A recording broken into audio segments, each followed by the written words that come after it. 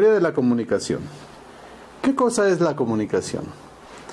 Bien, la comunicación es un proceso natural que consiste en la producción, emisión y decodificación de mensajes.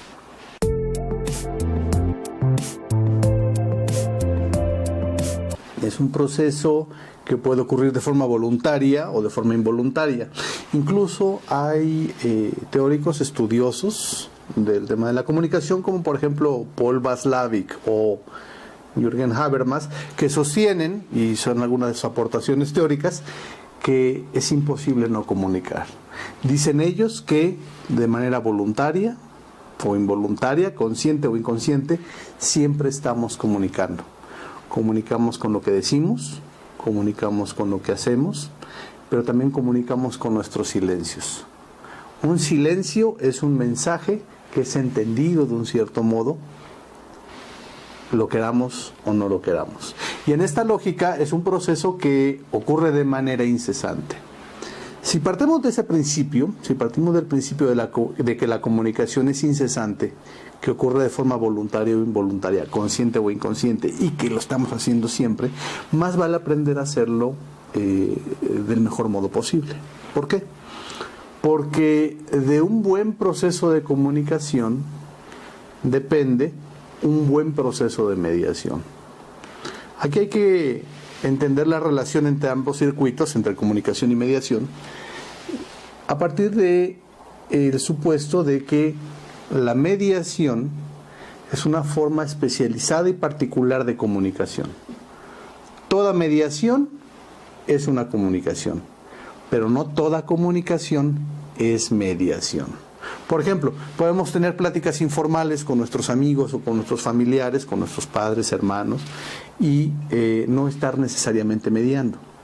Sin embargo, ahí cuando y donde hacemos mediación, cuando participamos para tratar de transformar un conflicto, ahí estamos comunicando de una manera muy particular, de una manera muy especializada. Entonces, para poder ser buenos mediadores, tenemos que ser buenos comunicadores. Y para poder ser buenos comunicadores, conviene que conozcamos algunos de los elementos principales que componen el proceso de la comunicación. ¿Cuáles son los componentes principales de la comunicación? De forma muy básica. Bueno, son 5. Uno es el emisor, que es aquel que produce. El mensaje, que ese es el segundo elemento. Y el mensaje se transporta o se traslada en un medio determinado. Ese es el tercer elemento o componente de la comunicación. El cuarto, por supuesto, es quien recibe el mensaje, que entonces tiene el nombre de receptor. Y todo este proceso ocurre en un cierto contexto.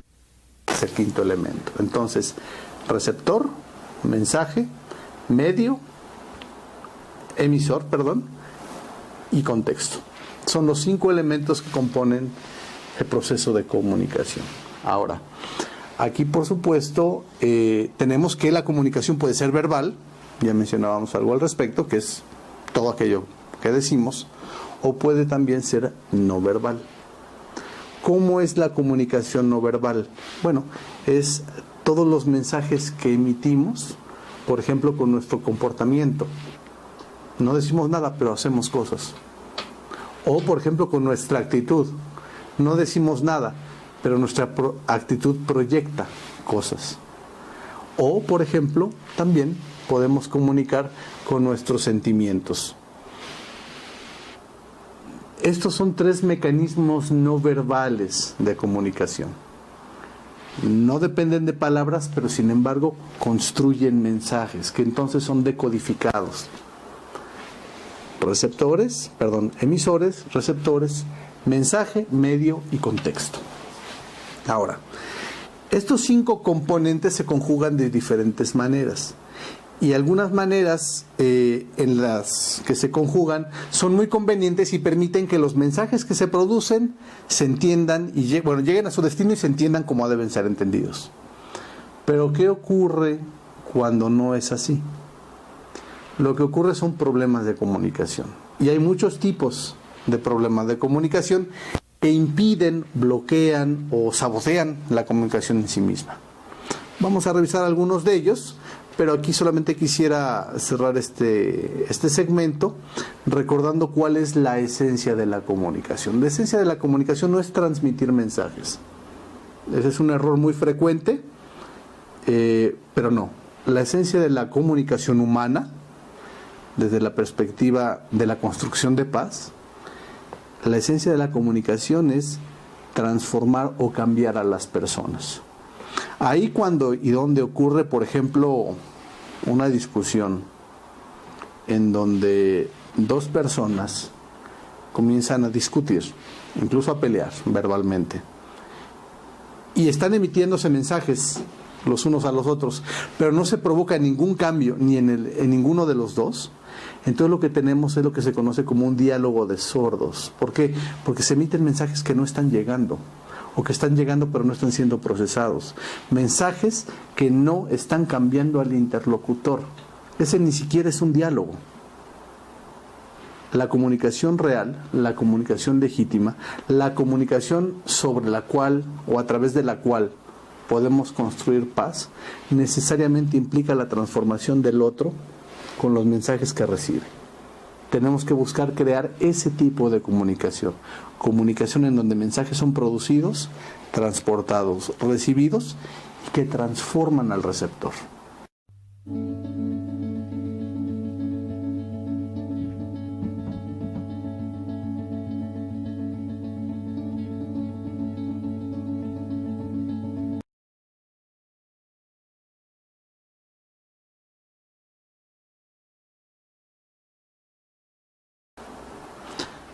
¿Qué problemas se pueden presentar en la comunicación?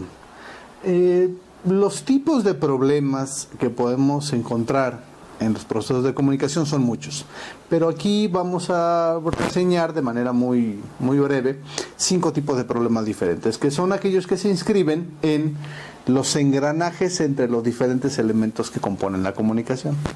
Y entonces tenemos que un primer tipo de problemas que se pueden presentar son aquellos que ocurren entre el emisor y el mensaje.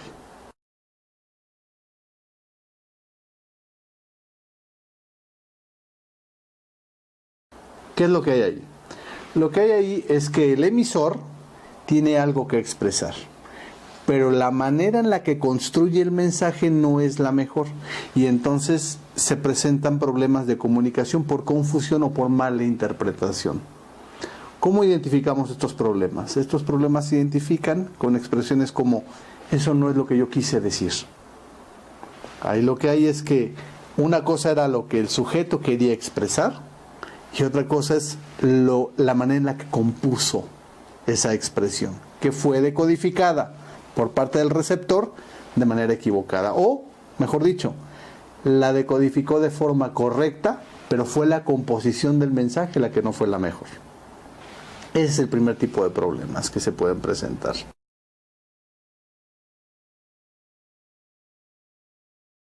El segundo tipo de problemas que se pueden presentar son aquellos que ocurren entre el medio y el mensaje. ¿Qué es lo que hay ahí? Lo que hay ahí son mensajes que pueden ser muy correctos, pero el medio a través del cual llegan no es el más adecuado. Y así tenemos, por ejemplo, casos en donde todos sabemos que fumar es malo, pero ¿qué pasa cuando una persona que fuma dice a uno que no fuma? Qué bueno que no fumas, porque fumar es malo, y sin embargo él fuma. No es que el mensaje sea equivocado, el mensaje es correcto. El problema es que el medio a través del cual llegó el mensaje no era el mejor. Este es el segundo tipo de problemas que se pueden presentar.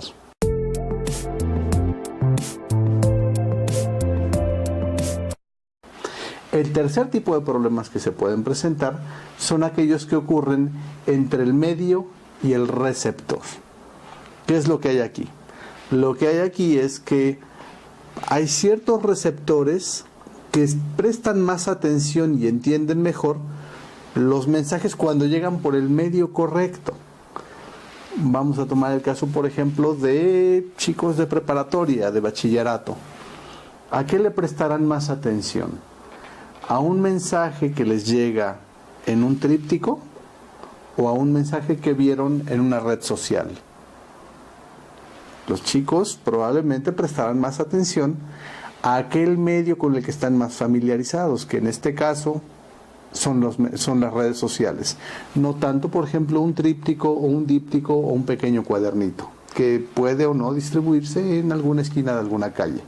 Entonces, la cercanía o la familiaridad entre receptor y medio es fundamental para que los mensajes lleguen de manera adecuada y se entiendan de manera adecuada.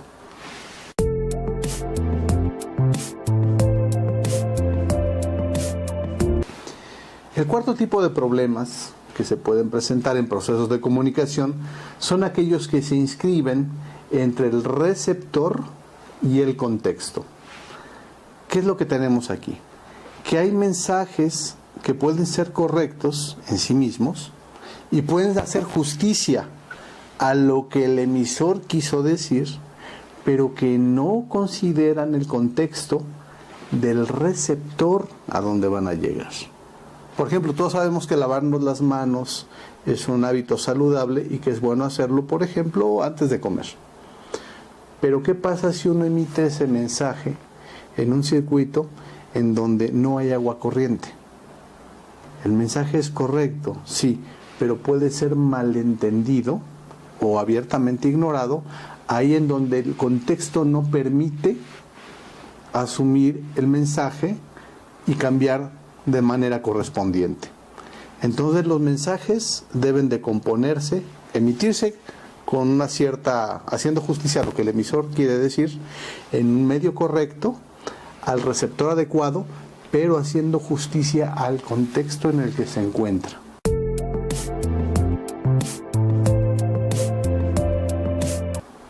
Y finalmente, el quinto tipo de problemas que se pueden presentar en procesos de comunicación son aquellos que tienen que ver entre el emisor y el contexto. ¿A qué nos referimos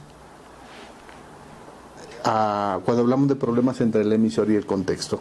A que a veces el contexto lo es todo para entender el mensaje en una o en otra dirección. Por ejemplo, supongamos que estamos en la escuela y que acabamos de tener un muy buen desempeño público. Puede ser a lo mejor, por ejemplo, en una obra de teatro escolar o un concurso de oratoria o tal vez una actividad deportiva.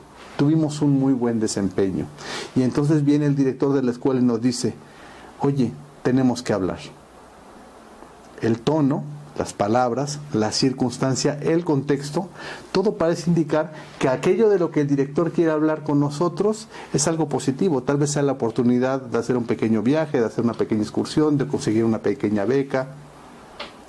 Y todo eso viene o se entiende a partir de tenemos que hablar en ese contexto.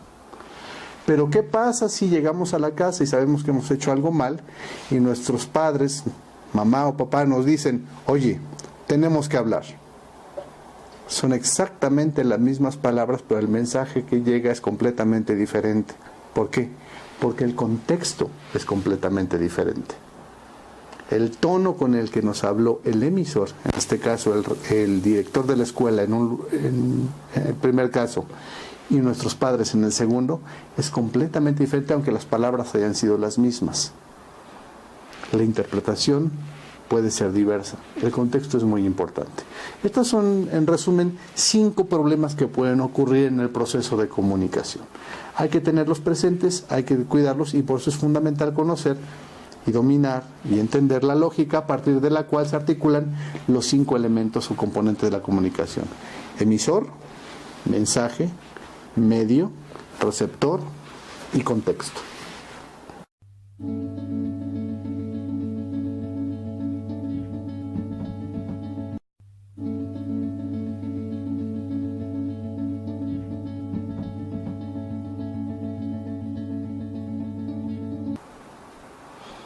Hay que tomar en consideración finalmente que la comunicación ocurre a diferentes niveles.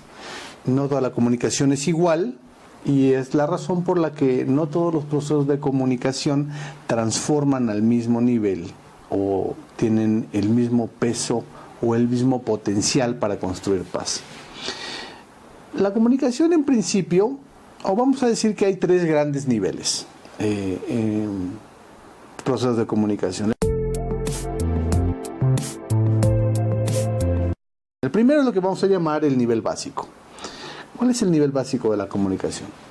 Este es el nivel, digamos, que utilizamos de forma cotidiana para hacer lo que sea que hagamos todos los días. Es, por ejemplo, la comunicación que utilizamos cuando nos subimos al transporte público y pagamos el costo del traslado y que el chofer recibe y entonces nos lleva a donde tenemos que ir. O es el tipo de comunicación que utilizamos cuando vamos a una tienda a comprar alguna cosa, ¿no? ¿Qué características tiene esta comunicación? Bueno, tiene una función meramente administrativa, muy básica, es decir, nos permite desempeñarlo de forma cotidiana, y en general su exigencia es muy básica, muy elemental, y es una comunicación que todo lo que pide, tanto del emisor como del receptor, es atención y respeto. Si tenemos atención y respeto entre el emisor y el receptor, esta comunicación básica, administrativa, cotidiana, ocurre y de forma regular, de forma normal.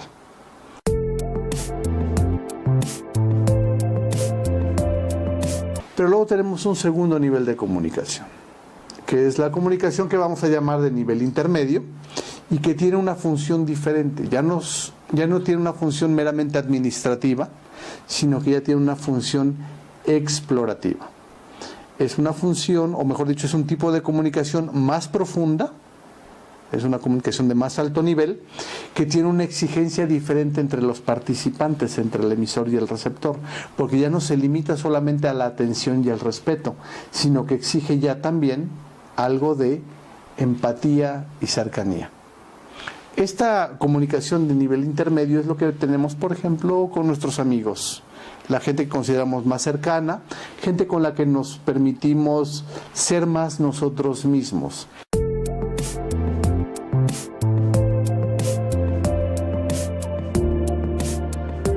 Gente a la que le expresamos nuestras dudas, nuestros problemas, nuestras preocupaciones, nuestras alegrías. ¿Por qué?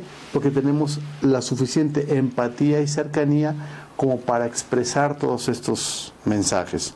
Pero que además, eso como emisores, pero como receptores también, tenemos una intención exploratoria. Estamos abiertos a escuchar lo que tienen que decir y estamos también dispuestos a que sea lo que sea que tienen que decir, estamos abiertos a ser cambiados por esas expresiones. Es por eso que, por ejemplo, duele más cuando un amigo emite un mensaje que nos resulta desagradable a cuando lo hace un desconocido. Porque un mensaje desagradable de parte de un desconocido es un mensaje que llega pero en un nivel de comunicación más bajo, lo que hemos llamado el nivel básico o administrativo de la comunicación. El mismo mensaje de parte de alguien con quien tenemos empatía y cercanía nos lastima. ¿Por qué? Porque ya estábamos predispuestos a ser transformados por sus mensajes.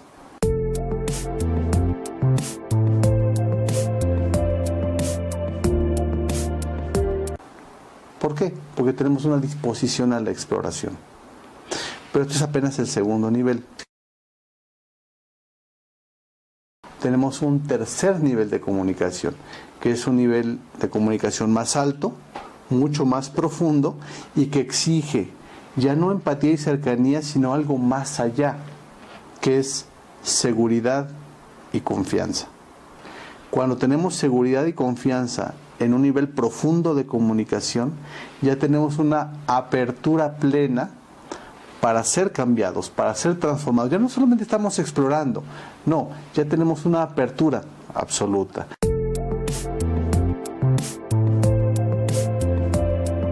Y esto es algo que, por ejemplo, ocurre entre las parejas cuando tienen mucho tiempo de conocerse, cuando se han visto en las buenas y en las malas y se han apoyado, tenemos seguridad y confianza. Ocurre entre padres e hijos también cuando las relaciones son muy sanas, y ocurre y puede ocurrir también entre amigos que tienen mucho tiempo de tratarse y que han compartido muchas cosas. ¿En cuál de estos tres niveles ocurre la comunicación, o mejor dicho, la mediación que construye procesos de paz?